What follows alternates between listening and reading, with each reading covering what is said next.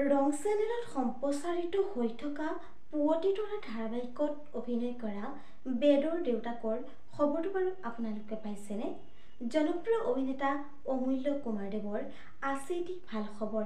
আপোনালোকক সবিশেষ জনাম আজি এই ভিডিঅ'টোৰ জৰিয়তে, গতিকে ভিডিঅ'টো অকণো স্কিপ নকৰাকৈ শেষলৈকে চাই থাকিব।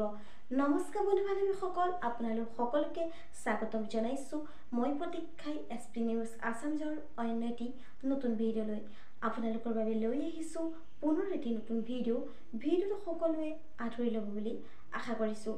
আহক আজি ভিডিঅ'টোৰ পৰৱৰ্তী অংশলৈ আগবাঢ়োঁ। হয়, ৰং চেনেলত সম্প্ৰচাৰিত হৈ থকা পুৱতি তৰা ধাৰাবাহিকত অভিনয় কৰা বেদৰ দেউতাক অমূল্য কুমাৰ দেৱৰ আহিছে এটি ভাল খবৰ। ভাল খবৰটো তেখেতে সামাজিক মাধ্যম যোগেদি শ্বেয়াৰ কৰিছে। তেখেতৰ ভাল খবৰটো পোৱাৰ লগে লগে অনুৰাগীসকলে তেখেতক শুভেচ্ছাৰে উপচাই পেলাইছে। আমিও আমাৰ চেনেলৰ তৰফৰ পৰা তেওঁলৈ যাচিলোঁ বহুত শুভকামনা।